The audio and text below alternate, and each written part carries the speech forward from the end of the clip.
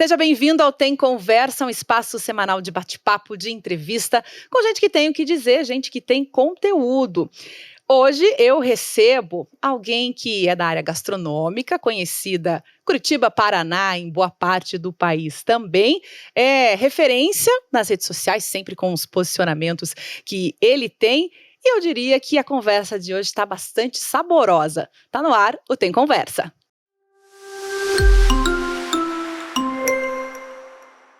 Ele é empresário, administrador, amante da gastronomia, faz com que a gente ame também a gastronomia e que conheça tantos e tantos sabores. Eu recebo hoje Beto Madalosso. Muito obrigada por aceitar o convite, por estar aqui. Seja muito bem-vindo, Beto. Obrigado pelo convite. Beto, esse nome, Beto Madalosso, conhecido, como eu disse, em todo o estado, em boa parte do país da mesma forma. Me tira uma dúvida, mesmo sendo de família tradicional italiana, você come pizza com ketchup, é verdade isso? Eu morei, eu não sei se foi por isso, mas eu fiz intercâmbio quando eu tinha 15 anos, eu fiquei 1 ano nos Estados Unidos, então o ketchup entrou na minha vida e nunca mais saiu ali, assim, porque lá você come tudo, e eu adoro ketchup. Assim. Todo tipo de pizza com ketchup? Ou algumas específicas, alguns sabores específicos? Eu coloco... Assim, mas antes disso, acho que tem uma coisa a confessar, que também bastante gente já sabe, mas eu não como quase pizza. Por incrível que pareça, eu não como pizza. A última coisa que se eu vou pedir em casa comida, a última coisa que eu penso em pedir é pizza. Não peço pizza em casa. Não é possível. É muito doido isso. E também não vou jantar em pizzaria, não, né? Claro que hoje eu tenho e o meu primeiro restaurante próprio já tinha pizza, e hoje eu tenho 4 negócios que tem pizza. Mas eu não sou uma pessoa que sou ligada em pizza, eu não me interesso, engraçado, né? E lógico, assim, quando eu como eu gosto e tal. Mas não é longe de ser a primeira coisa que eu vou comer. E no restaurante tem que comer, experimentar, a gente tem que desenvolver, Sim. fazer aquilo, né? Então eu digo assim, é meio Pablo Escobar, assim, sabe? Você não usa o produto que você vende, você não vicia. Não, e a pizza... Bom, então eu vou falar, né? A sua pizza é saborosíssima, é a minha opinião, minha avaliação. Eu conheço os 2 Madás. Beto Madalosso, que tem o restaurante Calo. Eu vou falar na sequência de abertura, acredito que seja isso. O Calo, o Madá, teve o Madá Saldanha Marinho, o Madá Bigorrilho. O Carlo, ele é uma extensão, assim, da forneria, é o espólio, digamos assim, da forneria Copacabana. Começou como forneria Copacabana, virou Carlo. Então, tudo bem, é o Carlo primeiro, é o segundo atual, né? Porque o primeiro eu vendi o ponto lá. Então aquele da Itupava não existe mais. Que era a forneria Copacabana. Eu tinha 2 fornerias Copacabana. Aí essa que virou Carlo na pandemia, eu quis mudar o nome e tal, porque tava tentando acertar, né, o novo normal, aquela história toda. Perfeito. Depois vem Madá, da Saldanha Marinho, depois veio o Madá do Ecoville, depois veio o Sambiquiri e agora, super recente, a Trolha. A Trolha. A Trolha é sensacional, chegaremos também à escolha desse nome, enfim, aos formatos Sim. e a leveza que você traz também, né, pro prato especificamente. Eu só conheço os 3 primeiros, o Calo e os 2 Madás, nos outros 2 eu ainda não tive a oportunidade de ir, bom, mas vou. Tá mas ótimo. enfim, eu quero dizer que é uma pizza muito saborosa, mesmo a do Madá você eventualmente não Você sabe que assim, até antes de fazer... A gente fazia uma pizza na forneria Copacabana que era uma pizza, sei lá, de uma qualidade, assim, ordinária. Não era extraordinária, era ordinária.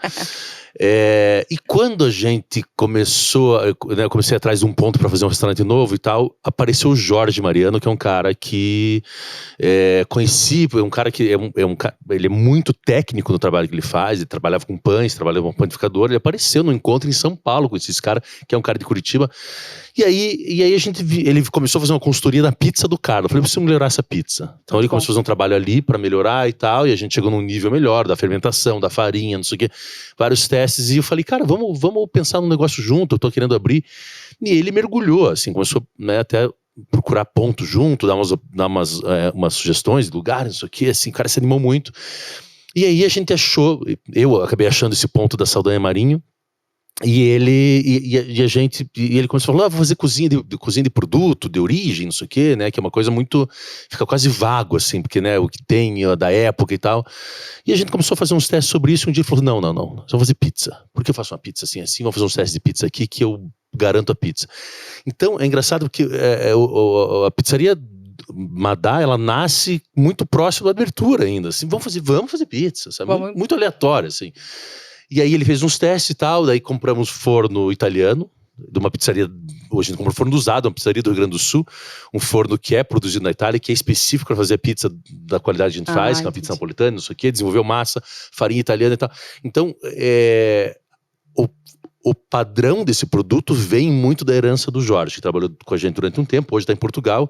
E eu tenho mais um sócio ali, que é o Renan, que entrou junto, que o Renan fazia uns trabalhos pra gente na parte de comunicação, lá com a Tutano e tal, e a gente se associou nisso. Então eu e o Renan somos sócios, e o Jorge entrou, né, participando de resultado e tal, mas muito mais com a parte, acho que, assim, uma grande parte intelectual do projeto, assim, né, de desenvolver produto mesmo. Então nasce a pizza ali, assim, meio, sabe? Era um restaurante que não era, sei lá o que ia ser, assim. E é muito legal que perguntam, né? Porque, né, tipo, você deve amar a pizza e tal. Então, primeiro eu já falei que não como.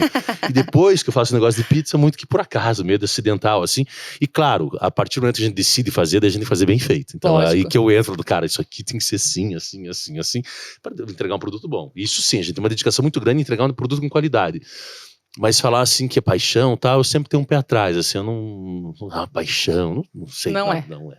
Acho que não. E produto com qualidade, como você disse, né, fazer bons negócios, claro, você está nesse ramo da gastronomia, da gastronomia, e espaços que sejam receptivos para quem está indo. E como é que surgiu a ideia do Sambiquira e, na sequência, já podemos emendar, do Trolha também? Porque então, aí é outro formato, né? Isso que também, assim, o Sambiquira também é um projeto muito, de novo, aleatório, assim, ou uma coisa que acontece muito organicamente, assim. Depois que abri uma Dada Saldanha, eu falei, é legal trabalhar no centro. Eu comecei a curtir trabalhar no centro, né?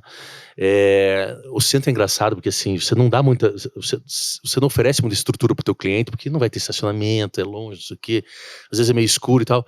Mas a cidade converge no centro. Então você fala, cara, tem gente que chega aqui assim, nem sei onde para o carro, não fala em estacionamento, não fala, e tá lá o restaurante cheio, assim. Então eu curti esse movimento do centro, porque ele é um movimento diferente, ele é mais, sabe, democrático, ele é mais diverso, ele é muito mais, ele é bem interessante o movimento do centro. E eu comecei a procurar lugar no centro. E por que até eu vou nesse caminho de expandir, assim? Eu acho que tem dois fatores importantes. Eu falando do Sambiquira, que eu tô puxando várias histórias. Não, mas tá assim, muito, muito interessante, especialmente essa tua visão de cidade, né? De localização do centro, de onde as coisas também estão acontecendo. Então, a gente tem uma central de gestão, não é um escritório grande, assim, hoje tem 6 pessoas trabalhando, recursos humanos, tem financeiro, tem comprador, tem um cara da comunicação e tem duas estagiárias, claro. E esses trabalham todos os teus negócios? E isso faz a gestão dos negócios. Só que o potencial tem um custo esse escritório, e o potencial para fazer gestão de mais negócios é grande. A gente tem ali já um conhecimento, a gente já tem um know-how para fazer gestão, até porque eu tô nisso faz muitos anos na minha vida, então a gente já estabeleceu ali padrões de gestão que a gente usa. Para diluir o custo dessa central, eu preciso abrir mais negócios. Se eu tiver 20 negócios que essa central atende, eu estou otimizando a eficiência desse negócio. Então, preciso abrir mais para fazer uma conta dessa engrenagem que gira com mais eficiência. Então, esse é o primeiro ponto que eu falo assim, eu preciso abrir mais para dar para diluir mais alguns custos, é um ponto. E o outro, assim, eu acho que eu tenho eu tenho falado de negócios, assim, eu tenho olhado mais para o meu processo, é um processo mais criativo do que de business. Eu acho que o que impera ainda é mais, assim, eu não olho muito para o negócio como, eu preciso abrir, apesar de ter falado agora que eu preciso abrir para fazer diluir custo e a engrenagem girar, mas muito no processo criativo que eu comparo muito com a arte, assim, no sentido de que, para mim, é lançar um disco. Vou lançar um CD, então eu estudo aquele assunto, como é que eu vejo aquilo, que momento da minha vida. Então ele é muito um retrato do que eu tô passando no momento, assim, é muito legal isso. Muito legal. E todo o processo criativo que envolve aquilo é muito excitante, assim, a melhor coisa para mim no meu negócio é pensar num negócio novo. Como é que vai ser esse negócio novo? Então, alguém fala um nome, fala, esse nome daria para fazer um negócio, e isso vira uma avalanche de ideias, assim, cara, seria assim, assim, assim. E claro, a gente tem ideias, eu tenho amigo meu, do Rui, ele fala assim, eu tenho, sei lá, 14, 15 projetos de restaurantes prontos na minha gaveta. O dia que eu quiser abrir, é só puxar lá algum. A gente que tem isso, assim, e você vai pegando referências, né, o tempo todo. Quando você pensa numa casa de sanduíche, o cara já estrutura como é que é o tamanho, onde é que vai ser, que cor que vai ser, que música vai tocar e tal. E é excitante isso. Pô, que bacana você poder criar alguma coisa e desenvolver aquilo, estruturar e botar e tornar realidade. E agora, tentando responder especificamente o Sambiquira, depois dessa introdução, O Sambiquira, eu comecei a procurar um ponto no centro, achei um ponto que tinha um aluguel bem acessível, assim, era barato. Falei, puta, legal esse lugar aqui. E a gente faz um sanduíche de pastrame no Carlo, que é muito bom, é uma herança de uma receita do Caio Canabrava lá, que é sobrinho do Délio, inclusive, trabalhou com a gente, deixou uma receita de pastrame muito boa, e a gente fazia isso lá. Falei, cara, eu vou fazer um restaurante, vou fazer uma lanchonete, né, uma sanduicheria, e vou vender esse sanduíche de pastrame entre mais uns 10 sanduíches. Fui para São Paulo, tem um lugar que é referência lá que chama Zedeli e tal. Falei, puta, eu vou fazer uma coisa parecida com o Zedeli. E aí começamos a testar sanduíches de vários tipos, assim, sanduíche de rosbife, sanduíche com escabeche, sanduíche de costelinha de porco e tal, e várias coisas. E junto falei que o papo tava saboroso, né? E aí, é complexo, assim, quem tá de fora talvez não imagine, mas fazer um negócio de sanduíche é complexo, porque você tem que ter vários tipos de pães. O pão no dia seguinte já não é o mesmo, ele estraga, tal. Comecei a olhar pra isso, falei, cara, não é tão fácil. Tem que ter toda a logística pra se pensar em como vai funcionar. Quanto vai consumir de pão pra eu poder manter isso aqui? Então você vai reduzindo o tipo do pão, porque você não pode usar, né? E daí eu falei, cara, mas se eu fizer um negócio de sanduíche, eu não vou ter tanto giro. Sanduicheria é um lugar que não é... Diferente no boteco, que a pessoa pode ir semanalmente, às vezes 2, tem cara que vai 3 vezes por semana no boteco. Uma sanduicheria você come uma vez, ele não é tão, sei lá, de tanta frequência. Né? Então, uma cidade que nem São Paulo funciona, e eu comecei a olhar pra cá e falei, cara, talvez não funcione também. Não vai ter tanto público pra preencher todos os dias. Talvez você pensou que... Sim, vai ficar um pouco engessado isso, fiquei com medo, e talvez desse até, não sei, é uma incógnita ainda, de repente um dia eu faço. Nisso eu falei, não, vou mudar. Então nisso eu já tinha marca, tinha Casa do Pastrame, já tinha pedido para registrar a marca, tudo, e no meio do caminho, daí peguei o projeto com o arquiteto, era um projeto mais caro, porque ela ia ter que fazer umas mudanças no espaço um pouco maiores. Falei, esquece tudo, vamos fazer um boteco popular, assim, simplão, eu não consigo ser tão simplão, mas é um projeto, e vou vender comida de boteco, e quero vender muito frango.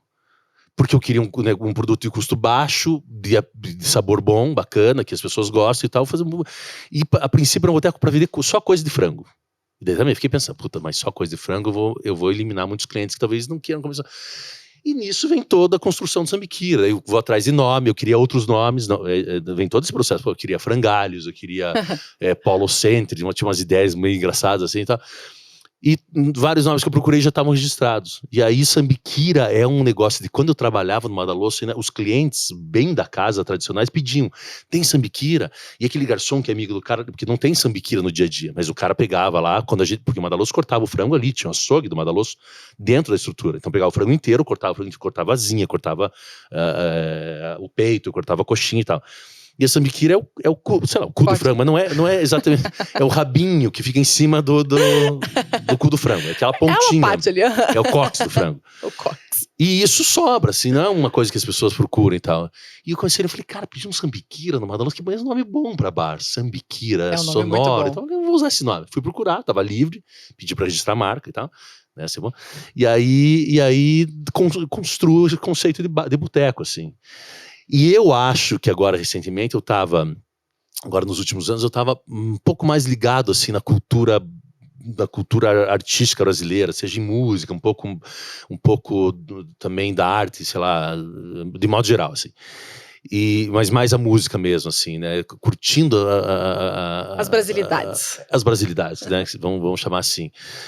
Talvez pelo momento político, talvez também por meio que descobrir isso, porque eu nunca tinha me dado muito conta, assim, não, eu era mais do rock, sei lá. Então, de repente, começo a olhar o Brasil com uma cara. Falei, cara, que gostoso trabalhar com isso, que gostoso resgatar um pouco isso e colocar isso no boteco. Então, você começa a se encantar né, desde aí, você começa a pensar numa playlist, aí você vai atrás de música, porque essa música... E sempre você, assim, lógico que você delega a parte conceitual do negócio, assim, é eu 200%. São suas ideias, sua criação, seus sonhos ali. Claro, eu pergunto, troco, assim, eu faço uma composição, eu falo muito com a minha mulher, falo com meus funcionários algumas coisas e tal, mas assim, brota muito dentro de mim, assim, eu que começo a olhar para aquilo e então vem, né, o tipo da música, o tipo do uniforme do garçom, como vai ser esse cardápio, como que vai ser o layout do bar, quais são essas cores, como é que eu vou decorar e tal. Cara, é muito legal fazer isso. Então, como eu te disse, assim, administrar depois não é muito minha praia, assim, então, claro que eu toco no meu negócio ali e tal, assim, olhando o número. A gente tem uma rotina de gestão de negócio. Mas a parte criativa disso É artístico, como você falou, né? Pô, É a tua muito arte. gostoso, cara. É muito, muito. Então, aí brota o Sambiquira e tal, e felizmente, super sucesso, assim, começou um movimento bem forte, já reduziu um pouco, até porque a gente pegou umas semanas de frio, acho que o boteco no frio Afasta um pouco, né? afasta, porque é cerveja, e cachaça, e chopp, não sei o quê, então dá uma segurada. Mas tá bem, ele funciona bem e tal. E aí vem a trolha que você perguntou, né? A trolha é um processo também totalmente aleatório, diferente, porque na pandemia a gente sempre, um restaurante fechado, né? Sim, ninguém podia ir até o local, né? Podia abrir e tal. E ali a gente, você fica tentando criar coisas para poder ter o apelo do delivery. Porque eu nunca fui bom de delivery, até hoje não sou bom de delivery, não tenho muito saco pra delivery, assim, não gosto de ficar lá colocando promoção, essas coisas, ai meu Deus do céu, é muito fraco a minha parte de delivery. Então, só que na pandemia eu sentei na frente do computador e falei, cara, eu preciso arrumar isso aqui urgente pra poder vender delivery, e comecei a botar minha cabeça a funcionar nesse mercado de delivery. Que foi muito difícil, porque assim, o meu negócio não é pensado para delivery, o meu negócio é muito grande, é para receber as pessoas, ele tem um custo enorme de operação e tal, o Carlos, eu tô falando. E aí, num dia qualquer lá, o Wellington, que é o chefe, tá comigo há muito tempo, ele pegou uma pizza, enrolou assim, uma pizza de calabresa, sei lá. De calabresa. Enrolou assim, despretensiosamente. Do nada, tirou assim, com aquela aparência de trolha no sentido fálico do negócio. E falou assim, eu fazia isso aqui, ele trabalhou em Londres, fazia em tal lugar, lá alguém fazia, tá? Falei, cara, isso aqui é uma trolha, velho, cara de trolha isso aqui. Ele falou, você não vai chamar de trolha. Mas já é uma trolha. E começou ali uma brincadeira com o nome, assim, de zoação e tal.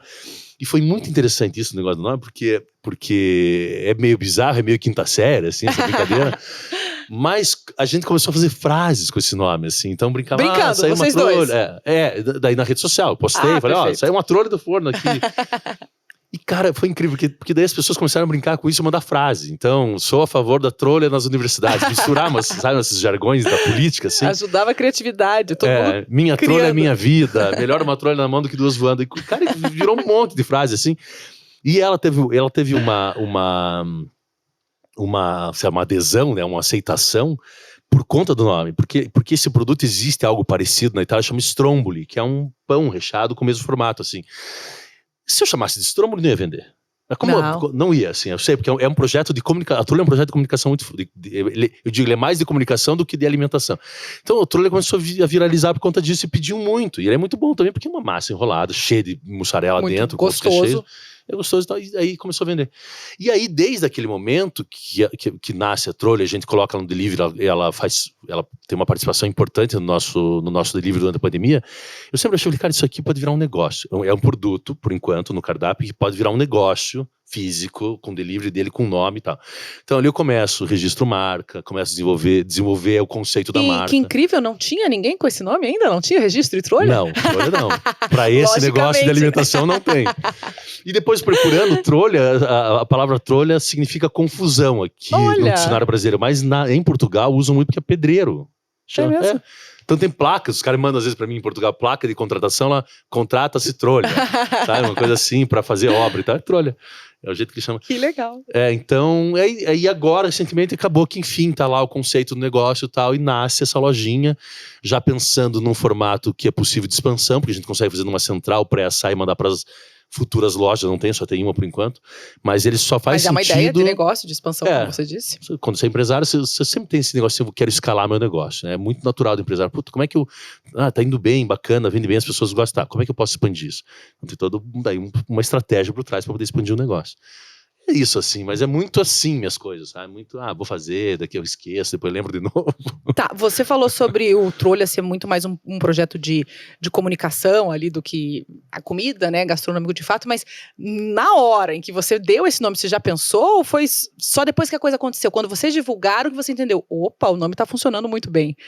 Ou foi já na hora, tanto que eu cheguei em casa e até comentei com a Júlia, falei, eu fiz um negócio, vou chamar de Trolha, que, não sei o que.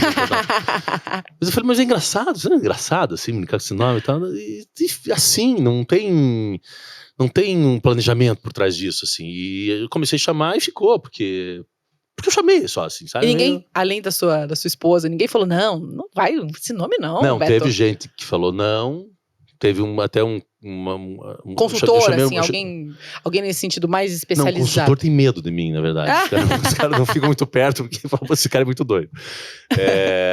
Mas eu trabalhei muito tempo com um consultor de finanças, porque é aquele cara que minha cabeça tá sempre meio aérea, assim, meio com muita ideia e tal. E um consultor de finanças é um cara que puxa meu pé pro chão. Esse cara, presta atenção, velho. Mas até lembro que esse consultor, a gente... Quando eu conheci o Ponto do Madá, do centro da Saldanha, que o Ponto do Madá da Saldanha, ele tá atrás, ele tá no fundo de um barracão. Sim, eu conheço lá. Isso, Então são 2 barracões, ele tá no fundo do barracão, centro. Ele não tem, se você pensar na lógica comercial do Madá da Saldanha, ele não tem nenhuma lógica comercial. Ele é o anti-restaurante, porque ele não tá numa esquina, ele não tem um estacionamento. Até tem um estacionamento ali, tem na frente. Mas fecha muito cedo aquele estacionamento. Ele não foi... Aconteceu de estar ali, mas ele não é muito voltado, não foi muito pensado para isso, então a gente nem... É um bônus ter aquilo, mas não é por causa do estacionamento que a gente tem o negócio. Ele não tem uma fachada que chama atenção, não tem uma placa bacana, nada, ele tá no fundo. A primeira vez que eu fui, eu falei, será que é aqui mesmo? Aí fui entrando, é aqui. Tem isso. É isso, né? Então você vê, ele é um antinegócio, porque quando você pensa no negócio, você faz, preciso de um ponto comercial bacana, que tem uma exposição, que tem um fluxo de pessoas. Aquela região do centro, então, ali na Saldanha Maria, no Tamadá, ele é uma rua que as pessoas não circulam à noite, tem medo, é um pouco escuro e tal. Então tá totalmente na contramão de uma lógica. Ao mesmo tempo, né, que é muito bacana no nosso segmento, é isso, assim, por mais estar na contramão, por isso ele também tem um apelo muito grande. Uhum. Né? Então, o consultor, quando eu falei, achei um ponto lá assim, falou, não faça negócio ali, não faça, cara, porque, porra, quem que vai nesse lugar e tal? Falei, cara, eu tinha já olhado uns 30 pontos, falei, cara, não adianta, o lugar é ali, porque aquele lugar é fenomenal, assim, ele é fascinante, né? E fiz, e hoje, assim, como negócio, o Madá, eu acho que é o nosso melhor negócio, ele é muito constante, consistente, tem uma venda forte e tal, ele hoje é o que mais, proporção, faturamento, resultado, que é o melhor desempenho tem. O Carlo fatura mais que o Madá, mas ele tem um resultado muito mais apertado por conta de uma série de custos de operação e tal. Sim. Enfim, então o consultor ele me ajuda nas finanças, mas ele não pode me dar ideia de negócio porque que eu vou ser contra. Mas, enfim, eu tava falando da trolha alguma coisa, acho que esqueci. Não, mas em que momento que você... E como é que você consegue ter essa percepção? Poxa, o meu consultor de negócio tá dizendo que, não vale, mas... É isso que eu quero e é nisso que eu acredito. Em que momento tem essa chavinha dentro da sua cabeça e fala assim, não, aqui vai dar certo sim. Como é que tem essa coragem aí pra, putz, estão falando que não, talvez foi a tua vivência que te fez assim, não, eu já tenho essa expertise para entender que vai dar certo, eu acredito, eu confio, vou trabalhar bem, enfim. Porque eu imagino assim, alguém que tá nos ouvindo, nos acompanhando, e fala assim, não, é isso que eu quero fazer, por esse caminho que eu quero ir. Mas tá todo mundo dizendo que não, que já tá saturado esse mercado, ou que esse ponto não é legal, ou que esse nome não tá legal. O que te leva a ter essa audácia também, mas enfim, essa confiança de que vai rolar, de que vai dar certo? Então, é difícil, porque eu não tenho essa certeza, assim. Mas também não tem medo, talvez, de tentar arriscar. Então, eu tenho, sim, tenho, não, claro, acho que é natural você ter isso, acho que é bom até ter isso, assim, eu tenho, falo, será que vai dar certo? Eu fico muito pensando nisso, sabe? E esse medo é o que me faz correr atrás de dar certo, porque se eu tô na dúvida se vai dar certo, eu preciso assim, contornar todas as situações que pudessem ser um erro. Então, o tempo todo eu tô procurando fazer ele dar o mais certo possível. Então, eu tenho esse medo, não é uma coisa que para mim é tão, enfim, evidente que vai dar certo, sei lá. Mas, claro, quando eu acho um ponto que eu me encanto por aquilo, é muito difícil tirar da minha cabeça. Eu vou me convencendo daquilo até eu vou fazer dar certo. Eu acho que o dar certo tem muito disso, assim, uma dedicação muito grande de quem tá por trás daquele negócio. Acho que tem... Você tem que ouvir, assim, e quando eu falo ouvir, não é mudar o teu conceito, não é o cara chegar lá e falar assim, você coloca um piano aí tocando música clássica no Sambiquira porque eu gosto. Você fala, não tem nada a ver. Eu posso considerar colocar uma música, um chorinho aqui, mas não tem... Coloca uma banda de rock, ou coloca uma televisão, assim, o pessoal pede bastante. Coloca uma TV passando aqui futebol. E eu falo, cara, mas eu não quero colocar TV no meu boteco, porque eu mesmo... Então, eu considero coisas que fazem sentido, mas ao mesmo tempo, eu tenho que cuidar muito do conceito que eu quero ter ali, do que eu tô dedicado a fazer e tal. Então, você vê uma resposta muito subjetiva essa, eu não consegui te explicar exatamente, mas sim, eu tenho medo. Por ter medo de dar errado, eu me dedico ao máximo a fazer o negócio não dar errado, que eu acho que é importante esse medo, e não é certo, tem uma insegurança enorme. Você fala, cara, puta, eu vou abrir mais um negócio, ai meu Deus, como é que vai ser e tal. Então, é isso, assim, não é uma coisa... Mas o que te dá a bagagem para chegar aonde você está, com os negócios que você quer fazer, no sentido de, você comentou de algumas conexões que você fez em feira em São Paulo, você comentou de algumas pessoas que você acaba conhecendo nas suas vivências. Então, eu pergunto, você é um cara que estuda, não estou falando de forma literária, né, mas que está sempre buscando esse aprimoramento, que está sempre ligado ao que está acontecendo, enfim, o que te dá essa bagagem para...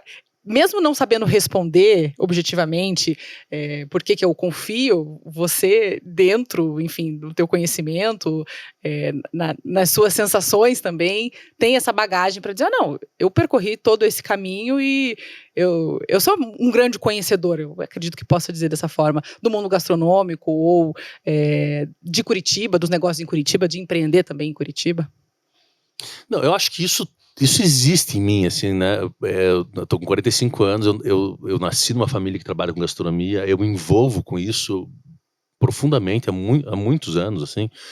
Então, eu nasci nesse cenário que já é um cenário de empreendedorismo na gastronomia, e depois eu faço administração de empresas, que eu pego uma base ali, pelo menos de gestão, assim, alguma coisa. Eu sou um estudante péssimo, mas eu fiz e terminei, peguei o diploma, não que fosse difícil, mas... E aí participei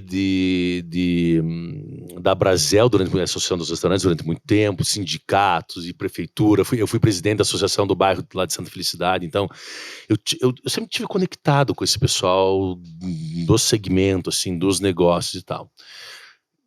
E viagem, então, o meu negócio, o negócio da gastronomia é interessante porque você faz o tal do benchmarking, sei lá, que é uma pesquisa de mercado o tempo todo. Onde eu vou jantar, eu tô olhando. Por que esse cara, esse cara é assim? Olha que interessante esse prato, que bacana isso aqui, né? E você olha, e você experimenta esses lugares o tempo todo. Então, eu digo assim, eu saio bastante jantar fora, acabo gastando bastante, mas eu falo, não, isso aqui eu posso porque eu tô fazendo uma pesquisa de mercado pro livro. Eu tô investindo no conhecimento. Agora... Puxa, assim, é muito interessante, porque assim, fala assim, puta, uma época eu ia até com mais frequência para São Paulo, que meu pai falava assim, você tem que ir para São Paulo, ver como é que tá lá e tal, trazer umas referências. Ao mesmo tempo que isso pode ser buscar referência em outras cidades grandes e tal, pode ser uma coisa que te enriquece bastante, ela também te coloca numa armadilha, porque coisas que acontecem em cidades grandes, fora do mundo, em cidades muito turísticas, não vão acontecer em Curitiba. Você não reproduz aquilo aqui. Você pode pegar pessoas do interior, ou até de Curitiba, falando, puxa, eu trouxe um negócio super bacana que não existia aqui e não deu certo. Aquele público não está preparado para receber aquilo, não quer receber aquilo, ele quer, mas ele vai, quando ele vai para Curitiba, ele vai e come, sim, mas quando ele está viajando, ele se arrisca em conhecer coisas novas, quando está na cidade dele, ele quer a rotininha padrão, tradicional e tal. E também é uma percepção de você falar assim, cara, beleza, isso está acontecendo fora, mas eu preciso entender o que está acontecendo aqui. Porque eu não, como eu falei do sanduíche, eu falei, cara, isso funciona lá. Numa sanduícheria em São Paulo, pode ter, sei lá, quantas naquele padrão que eu imaginava aqui. Será que aqui ela encaixa? Será que o público está receptivo? E isso serve muito para o exterior também. Se você viaja, aí você vai numa cidade como Nova York, como Barcelona, sei lá, em que o mundo inteiro está circulando por ali, que tem um potencial turístico gigantesco. E aí você vai num rooftop, lá num restaurante que é no terraço de um super prédio e tal, e vê aquilo lotado, se encanta com aquilo e tal. Mas na minha percepção, o rooftop ele é alimentado muito, ele é frequentado muito por turista. Pô, que bacana, fui pra Nova York, fui lá em... Vê de cima a cidade, né? Você vê, você vai uma vez, beleza, você não vai 2 vezes por ano, sei lá, tá 2 vezes por ano no rooftop, você vai, mas... Todo mês você não vai lá. Né? É como se quiser subir na Torre do Telepar todo mês, porque é muito bacana, você não vai fazer isso. Então, assim, dá a atração da gastronomia e tal, mas assim, o cidadão que mora nesse lugar, ele não deve frequentar muito. Se eu considero que Curitiba tem um potencial, tem uma frequência turística muito aquém dessas cidades grandes, eu tenho que cuidar, porque assim, se eu quiser fazer, eu já procurei, já pensei muito em fazer um rooftop, que é uma coisa que me encanta também, colocar um restaurante em cima de um prédio, mas eu tenho que contar com outro tipo de movimento, que seria tipo eventos corporativos. Ah, a empresa fechou 60 pessoas aqui, a gente faz um troço legal e tal. Eu não posso contar só com o público curitibano, porque talvez não tenha público por isso, eu tenho que ter um cuidado. Tem um restaurante em Curitiba que faz isso, que é o Terraza 40, que pega, tá aí há anos, acho que tem um movimento bom e tal, mas cabem 2? Durante quanto tempo aguenta 2 ou 3 negócios desses? Então, buscar referências fora, só para finalizando e fechando, é bem importante, mas é muito, muito importante saber onde você está situado. Né? Então o pessoal falava assim, o teu restaurante tinha que ter essas, que nem lá em Nova York, né? Quando eu abri a Forneria Copacabana, falavam muito isso pra mim, que tem aquelas garçonetes, são todas lindas, e os garçons, sim, mas o mundo inteiro tá lá trabalhando em restaurante para fazer curso de jornalismo e cinema em Nova York. Esse pessoal não tá aqui. O pessoal que é bonito aqui, que tem que trabalhar em restaurante, trabalha em restaurante em Nova York. Aqui o cara não trabalha, né? A modelo não trabalha em restaurante em Curitiba. Você não vê quase isso. Né? Então tem coisas que são numa realidade completamente diferente. Você não faz isso, né? Sei lá. Enfim, é todo um contexto faz todo sentido, pelo menos pra mim que tô ouvindo, e não sou da área da gastronomia, faz todo sentido. O que dá certo em qualquer que seja lugar, pode não dar certo num lugar A, pode não dar certo no lugar B, enfim, são muitas variáveis, né, que vão contribuir pra esse cenário. Você acha que você conhece o público, o perfil do curitibano, que vai em restaurante, ou que vai agora no bar, ou que também consome o trolha hoje, né, que compra e que vai até o trolha? Eu acho que sim. E quem seria? Quais são os perfis, assim? O que você vê? Mudou muito? Então vamos tentar. Mudou muito desde quando você começou a tua trajetória aí empreendedora, se quiser citar um pouquinho também da tua vivência no Badaloso, para hoje, quem são os curitibanos ou aqueles que estão morando na cidade que estão nesse cenário? Eu acho que eu mudei mais que meus clientes. Acho que eu fui mudando, assim, né? Tanto que eu saio de um restaurante que ele é mais formal, ele é mais requintado, ele tem uma estrutura muito mais sofisticada, para ir para um boteco e depois ir para um negócio que é uma comida de balcão que é o trolha. Curitibano, assim, que sai pra jantar fora, ele gosta muito de filé com massa. É verdade. Né, ele vai no restaurante italiano com filé com massa, que não é algo que se encontra na Itália, não existe prato que tem filé com massa, mas aqui a gente faz isso. Não só em Curitiba, acho que é um pouco brasileiro, quando come com italiano, ele vai comer um filézinho com massa, assim, num restaurante mais tradicional, convencional, assim, tal. Não da altíssima gastronomia, eles não fazem isso. Mas tem isso, gosta de filé com massa, então eu sei, se eu coloco um prato hoje, o que vai vender, se eu colocar um filé com molho alfung que acompanha um nhoque, vai vender. Vai vender. Então a gente fica brigando para não ficar colocando sempre a coisa mais óbvia, porque a gente quer trazer coisas que a gente acredita que são diferentes e que dão personalidade pro meu restaurante. Se eu fizer tudo filé com massa, um filé com risoto, sei lá o que, eu já entro numa coisa, num senso muito comum. Então eu tenho esses pratos, até porque o meu restaurante é grande, eu preciso movimentar ele, então eu preciso atrair com esses pratos que são os coringas, mas eu fico lá tentando colocar coisas que não são tão óbvios assim. Mas gosto de filé com massa. O curitibano eu noto que gosta de boteco. Eu não sabia, agora que eu abri, eu comecei a perceber isso. Mas é um curitibano diferente? Ou é o mesmo que vai no Calo, vai também no Eu acho que Sambiqueira? até é o mesmo, mas eu descobri um público bem diferente, assim, trabalhando com Sambiqueira, né? Acho que é diferente. Acho que o botequeiro ele tem uma rotina do boteco, assim. Ele não vai quase em restaurante mais caro, assim, porque acha meio caretão, acha meio... Eu sou um cara que gosta de restaurante, assim, sabe, mais formal. Eu sou velho de espírito, assim, pra comer fora, assim. Eu vou com a Júlia num restaurante é um restaurante português. A gente vai lá, fica num cantinho, assim, quase não tem movimento. Eu gosto, que é mais tranquilo um pouco, assim, adoro a comida e tal. A gente fica lá, assim... Sempre o mesmo? Ou sempre o mesmo? A gente vai... Dá uma inovada. A gente vai, assim, no domingo no almoço, assim, que a gente fica mais quietinho ali e tal. Eu falo, vamos, que não quero ver ninguém, né? A gente vai nesse lugar, porque eu vejo muita gente o tempo todo. E você é muito conhecido, né? Uma figura muito conhecida na cidade. Por onde passa. Não, daí, que as pessoas eu trabalho com restaurante há muito tempo, pelo menos garçom eu sempre conheço. Daí, trabalhei com você, tá bom. Mas assim, voltando na tua pergunta, assim, eu acho que sim, sabe? Eu acho que eu conheço o curitibano. Tem um amigo meu que mora em São Paulo, que tem um negócio de poke lá, né? Que é aquela comida havaiana e tal, que é o Ravi Leite, é um cara daqui, abriu o negócio, foi Masterchef, abriu o negócio lá. E a gente fala às vezes, fala assim, ele começou a sondar pra fazer negócio em Curitiba. Eu falei, porra, você faz em São Paulo, cara? Você fazer aqui é mão na roda, você tá louco, né, tal. Ele falou, não, cara, eu não tenho coragem de abrir em Curitiba, eu tenho receio, eu só fico inseguro, eu não conheço o público, o comportamento do público. Aqui em São Paulo eu abro, vende. Então, né, eu acho que eu tenho mais esse conhecimento do público, o comportamento do público daqui. Eu tenho receio de abrir em São Paulo, né. Mas pensou já, em algum momento? Eu penso às vezes, Às assim, eu vezes. não tenho, assim, tanto sabe, esse fascínio, mas claro que eu gostaria até para eu, muito mais uma coisa pessoal minha, de poder ir para lá mais vezes e respirar novos ares, não só relacionado à gastronomia, mas também a cidade, uma cidade mais pulsante, assim, eu curto ir para lá, assim, quando eu vou, eu sempre gosto bastante. Então, mais para poder isso, assim, mas eu não tenho muita expectativa, se eu abrir em São Paulo, meu negócio, eu não vejo assim.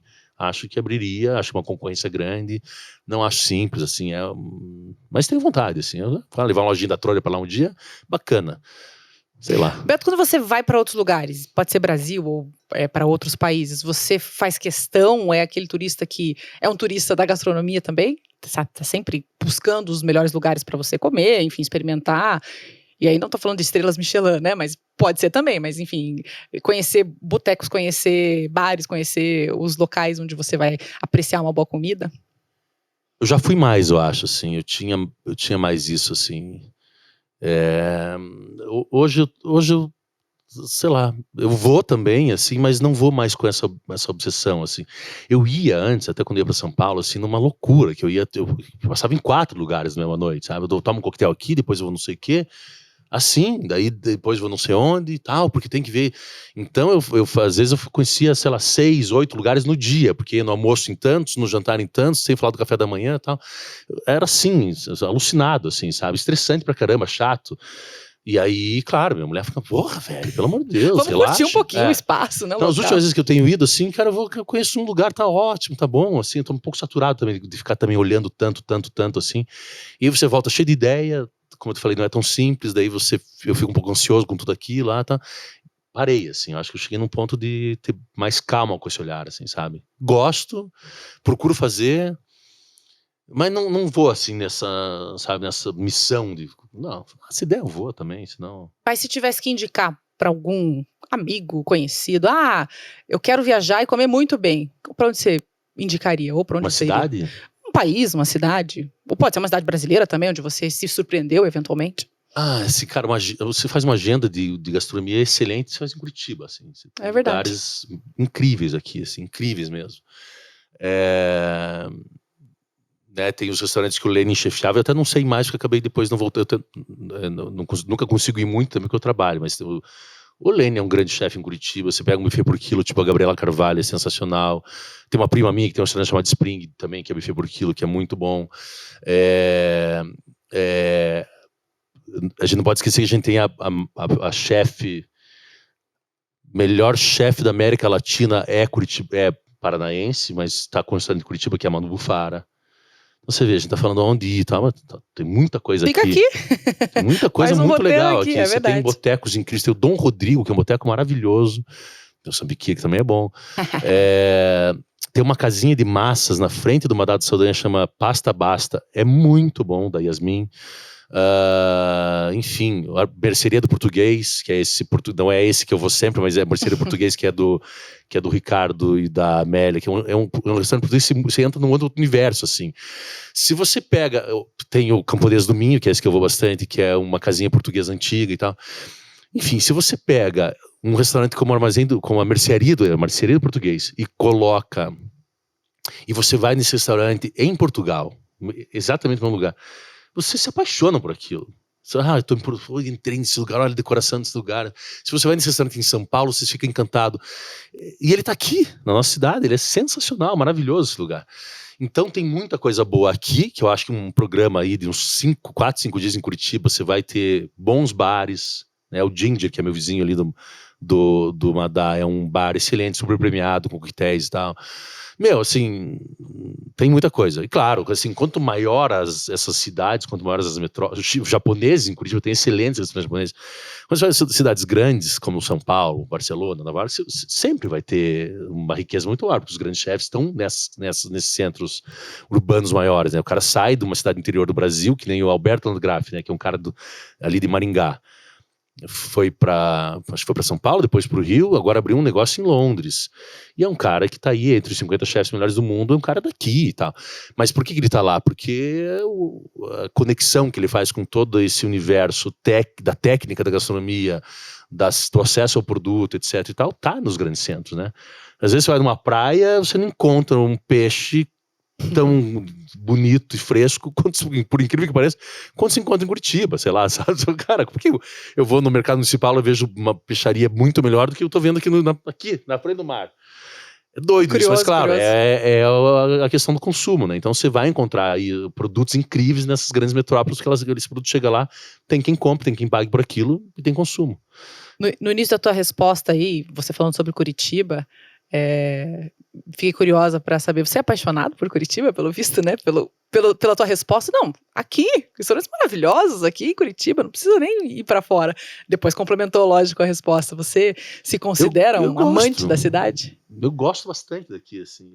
Tanto que eu pedalo bastante, assim. Então, uma coisa que eu tenho feito bastante no final de semana agora, eu saio sozinho, a hora que eu acordo, sem pressa nenhuma, e fico às vezes 3 horas andando pela cidade. E vou, Sem passo nos roteiro. parques, ando na rua do centro. É bom andar domingo, porque daí tem menos trânsito, assim, eu fico andando sem roteiro, vou longe. Eu gosto de ver a cidade, assim. Eu gosto de olhar para a cidade com esse olhar que se eu fosse de fora, eu fico exercitando isso. Se eu fosse de fora e estivesse nesse parque aqui agora, tô aqui no Tingui. Isso aqui é Belíssimo, maravilhoso, cara. Eu não vou, é incrível. difícil achar um parque como esse em qualquer lugar do mundo, assim, sei lá. Se eu passo se eu olho pra Federal, eu falo, caralho, cara, que lugar lindo isso aqui. A própria Praça Santos Andrade, assim, olha, bonita. Então eu curto olhar pra minha cidade com esse olhar, assim, que eu respiro e não tô na minha rotina, né? Que nem eu acabei de chegar aqui, eu falei pra você, tem uma igreja aqui embaixo, linda. Aqui no Emiliano Perneta, que eu nunca tinha me dado conta direito. E a nossa cidade, tá? Essas coisas acontecem aqui. Então eu gosto bastante. Tem umas chatices, sim, às vezes, eu acho. Acho uma cidade muito conservadora nos costumes e tal. Eu não sou um cara conservador. Então acho que isso é um pouco meio careta, assim, às vezes.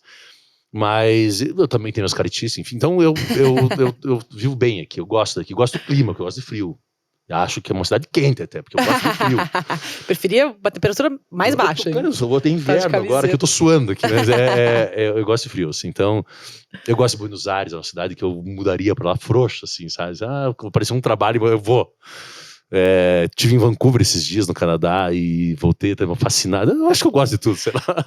Legal, gosto de viver, gosto de experimentar. Eu acho, muito bom. Que legal que você eu gosto disso. Que bom, né? E que Sabe bom. que eu fazia viagem de bicicleta e viagem de moto, e vou voltar a fazer, e eu fiquei um tempo parado, assim, até por causa da pandemia, depois eu não retomei. Mas eu fazia viagens longas, assim, de longa distância. E uma das coisas que eu, né, quando eu pergunto assim, pô, o melhor lugar que você parou, eu falo, cara, a melhor coisa da viagem por terra, de moto, de bicicleta ou de carro e tal, é justamente o contraste entre esses lugares. Então eu paro numa cidadezinha pequena, que eu acho, porra, que legal que existe isso. Então eu paro numa cidadezinha pequena, eu lembro, né, no interior da Argentina uma vez, eu estava de bicicleta nessa viagem, então parou eu com um amigo meu, a gente parou num hotelzinho, vamos ali embaixo comer alguma coisa, tomar alguma coisa e tal. Então a gente para na frente de uma rua de pista dupla, assim, que faz contorno tipo num canteiro, assim, um pouco longo até. E as pessoas ficam circulando ali de carro e de bicicleta e tal, aquela paquera da cidade interior, assim, sabe? Que daí tem um cara com um som ligado alto, e ficam ali, daí desce um pouco, daí volta e ficam buzinando um pro outro. Você só vê cidade interior, isso aqui, você fala, que coisa maravilhosa isso, que bacana esse troço que a gente tá vendo aqui. E aí vai pra uma cidade grande diferente, porque daí tem outros tipos de situações e tal. Então eu gosto desse contraste, assim, eu gosto de tudo, de todo esse cenário, assim. Que legal. Beto, você se comunica muito bem, e eu vejo isso aqui, agora eu tô tendo a oportunidade de, olho no olho, ver como você se comunica bem, vejo isso nas redes sociais, né, te acompanho, eventualmente quando você tá dando entrevistas também, né, em ambientes um pouco mais formais. Como é que você desenvolveu isso? Você vê que você precisou desenvolver, ou foi algo que as tuas experiências naturalmente levaram para esse patamar de um bom comunicador também? Pois é, você sabe que eu percebi isso faz pouco tempo na minha vida, assim, de alguns anos pra cá, assim, mas tem uma pergunta que fazem pra gente ao longo da vida, fala assim, se você não fizesse o que você faz, o que você faria? E eu faria jornalismo, eu faria alguma coisa relacionada à comunicação ou política, né, ou social, assim, né, não consigo falar nada além disso hoje, talvez daqui a alguns anos eu falo, não, eu seria médico, sei lá, seria advogado, mas eu faria comunicação. E não sei de onde vem, assim, eu acho que é uma coisa genética, porque eu tenho uma irmã que é jornalista, escreve super bem, é escritora, né? Hoje, tudo.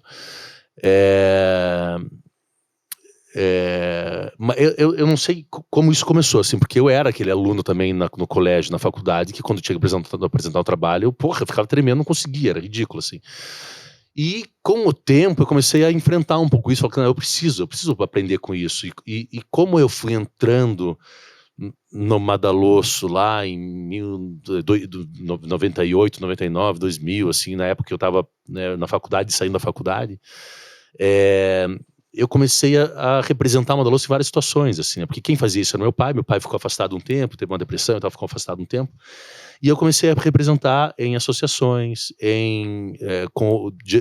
através da associação perante o poder público. Então, às vezes tinha uma reunião no bairro, lá na Rua da Cidadania, lá, e falar sobre uma...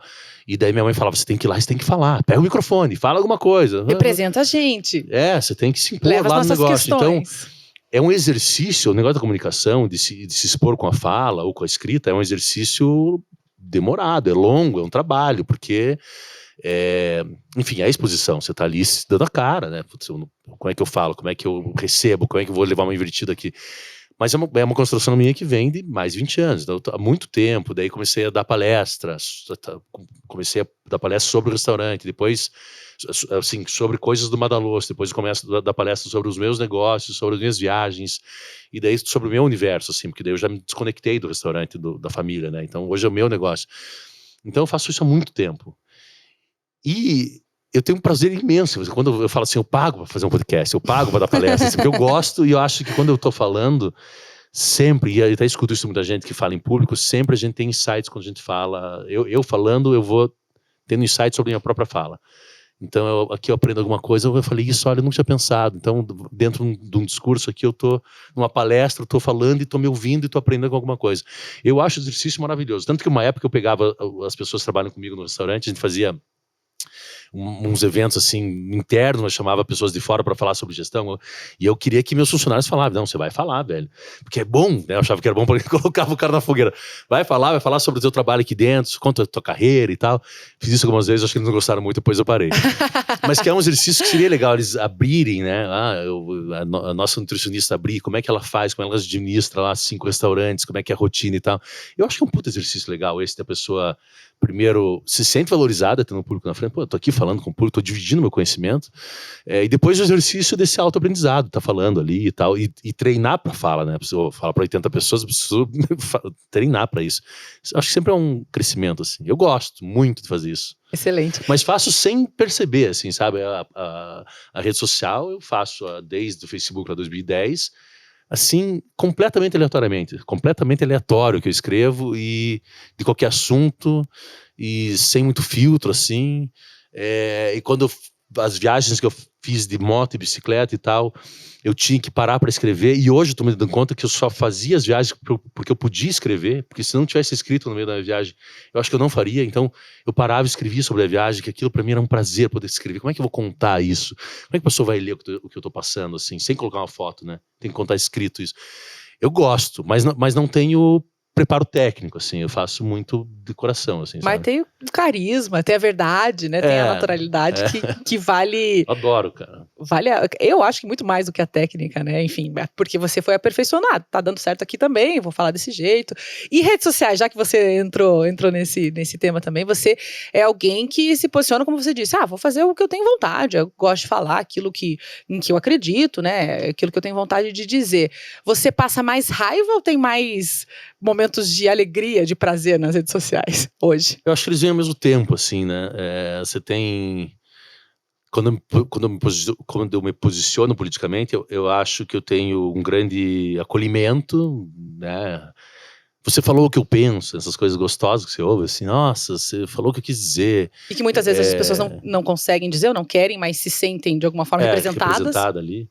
Isso, você me representa, escuto isso. E isso vem também de forma presencial, assim, no restaurante, as pessoas me chamam na mesa, puta, cara, que bom que você escreve, que bom que você posiciona, que bom que uma pessoa que ocupa o lugar na sociedade que você ocupa tem essa visão de mundo, que bacana e tal. Claro que tem gente que odeia. Normal, natural. Você é um babaca, você não sei o quê, porque você é um playboy, porque você é um filho de papai, sei lá, me xingo e ignorante e tal. Eu acho que a exposição, quando se trata especialmente de falas políticas, que tem muita opinião borbulhando por ali, ela vai trazer esse tipo de coisa, eu tenho que saber lidar com isso. Então eu leio lá, a pessoa me xingando, falando, é chato, é desgastante e tudo. Ao mesmo tempo também é uma construção que você vai aprendendo a separar, assim, o que é aquela história, o que é sobre você e o que é sobre a pessoa que escreve. Então, a pessoa que me ofende ali, mas não traz nada sobre aquilo que eu escrevi, eu não posso levar em consideração o que você falou, porque o cara tá com raiva de mim, sabe, me xingou pessoalmente. E ele vai aprendendo, porque eu acho que assim, ao expor, né, você tá aberto à crítica e você lê crítica e fala, cara, realmente, que eu errei. Então, às vezes grosserias, né? Às vezes alguma coisa machista que pode escrever, alguma coisa preconceituosa ou racista, o que for, que vem de uma cultura social que a gente está inserido, que a gente brinca com temas que você fala, cara, Não as tá na pessoas hora. escrevem Beto, porra, isso aí Não dá é mais. chato, uma coisa que eu falava, não, isso aqui não tem, né, eu podia ficar puto, falar, nossa, fica aí de mimimi, não sei o que, eu falo, não, calma, se a pessoa falou isso pra mim, eu tenho que olhar o que eu tô Ou escrevendo, pelo menos pensar. que tem um sentido aqui, É. se ela não gostou, eu tenho que reavaliar o que eu tô escrevendo, então, você vai aprendendo a ter uma noção, assim, sobre a sensação da recepção dessas pessoas sobre o que você escreve, né? E é muito difícil, porque daí você tem esse contraponto, que a pessoa não gosta que você se posicione com tal assunto, mas você também tem a tua posição, você quer falar sobre aquilo. Então, como que eu vou falando sobre isso sem atacar pessoalmente alguém, sem ofender, sem agredir, mas ao mesmo tempo preciso ter contundência no que eu falo? Você vê que Difícil. é difícil Nossa, você muito acertar difícil, ali a claro. mão, né? E tô falando, tenho falado, assim. E tá sendo bacana toda essa construção também, né? Que, pelo menos eu ouvindo você dizer sobre as pessoas que, enfim, se sentem representadas e estar colocando aquilo que você acredita, né? Também. Você não faz um personagem, né? Eu falo naturalmente. E eu noto que eu tenho. A minha posição, ou minha maneira de ver a política, ou o país, o social e tal, eu vejo uma mudança gradativa de bastante tempo atrás. Eu acho que eu começo a ter. Eu não sei em que momento, às vezes me pergunto, né? Porque, sei lá, eu era um cara bem do discurso da direita, assim, desse negócio de menos Estado, de menos interferência na vida do empresário, de contra as leis trabalhistas, porque eu sou um cara que contrata pessoas. Tinha um pensamento que tinha essa raiz assim muito forte. Eu sou né, aquela história, eu sou o pacote do privilegiado, homem, branco, bem nascido, sei lá, hétero, essas coisas todas, e tava dentro dessa bolinha minha. E com o tempo eu venho tentando desconstruir, e assim, por mais que eu tenha os meus desafios no dia a dia, né, que é difícil lidar com a legislação disso, daquilo, não sei o que, tal, quando eu penso politicamente, eu olho completamente fora, eu saio do meu corpo e olho, eu tenho um olhar completamente diferente. Então, você sai da posição de empresário, empreendedor. assim, falo, tá, mas politicamente, assim, tudo bem, pro meu negócio, que bacana, seria bom, se não houvesse a vigilância sanitária, se não houvesse a legislação trabalhista, porque, nossa, como é difícil, né? Beleza, assim, eu vejo, nossa, eu sou egoísta pensando nisso pro meu negócio e pro meu país. A legislação trabalhista, ela pode ser chata para mim, mas ela não está beneficiando pessoas que são muito vulneráveis, às vezes. Nossa, olha só, é verdade, que bom. Então eu não sou mais contra isso. Então eu não sou a próprio papel de uma entidade como a Anvisa, a Vigilância Sanitária, assim, eu começo a compreender de outra maneira. Cara, que bom, porque eles estão protegendo o consumidor. E estão me resguardando também. Se acontece alguma coisa, eu estou muito bem preparado para isso, eu tô resguardado em cima de lei para me proteger também. Isso muda completamente a maneira de ver, assim, sabe? Então, minha cabeça fez, assim, teve uma expansão enorme quando eu comecei a me dar conta que o mundo não gira em torno do meu restaurante. Eu falei, cara, grande coisa eu ser um empresário, que bom, bacana, né, tal, gera emprego, tô aqui, tô fazendo um papel no mundo, assim, que tô contribuindo com alguma coisa, mas o mundo não gira em torno do meu negócio, o mundo gira em torno de uma sociedade que é muito, com complexidades muito mais profundas do que o ser empresário, que eu passo isso. E aí vem uma série de mudanças, né, mentais, de percepção do mundo, sobre feminismo, sobre gênero. Minha cabeça, eu olho para o mundo hoje completamente diferente. Completamente, assim. E sou feliz, muito mais feliz agora, com essa expansão né, de visão que eu tenho do que eu fui, do que eu era, porque, sei lá, eu era um ignorantinho feliz, assim, né, um bravateiro, assim. Hoje não, hoje talvez eu continue a ter a bravata, mas numa outra posição. Mas ainda feliz. Mais feliz. Bem mais feliz. Beto Madalosso, obrigada então por essa conversa. Já acabou. Na verdade, eu queria entrar em outros temas, eu queria falar da tua família, queria falar da tua vivência, da tua experiência, enfim, né, da tua vida mesmo, dentro da família Madalosso. Tem aí uma riqueza de detalhes que você com certeza poderia passar para mim, para todo mundo que tá acompanhando, mas fica para uma próxima. Tá bom, de repente a gente faz uma próxima temporada. Uma temporada. 3 episódios. Exatamente. Mas obrigada por topar, obrigada por estar aqui, obrigada por ser tão, pelo menos a mim, me passou essa impressão, ser tão honesto, tão sincero, tão disposto a falar mesmo, né, a dizer aquilo que você vive, que você acredita, enfim. Legal. E eu continuo te seguindo nas redes sociais e a todos que estão acompanhando também, @Beto Madalosso, Isso, facinho, né, o nome. Falta conhecer então, Sambiquira e Trolha. Mas eu vou continuar indo nos outros, porque a pizza do Madá pra mim é sensacional, de fato. E eu gosto de pizza, né? Que bom, que bom. Mas eu não uso ketchup. Você gosta de pizza mais do que eu gosto. Mas eu não uso ketchup. Tá bom. Beto, obrigada, viu? Obrigado a você, prazer. E obrigado pela condução aí, foi muito gostoso. Valeu. O Tem Conversa de hoje fica por aqui. Semana que vem tem mais. Toda semana bate-papo pra você. É só nos acompanhar no @Tem Conversa.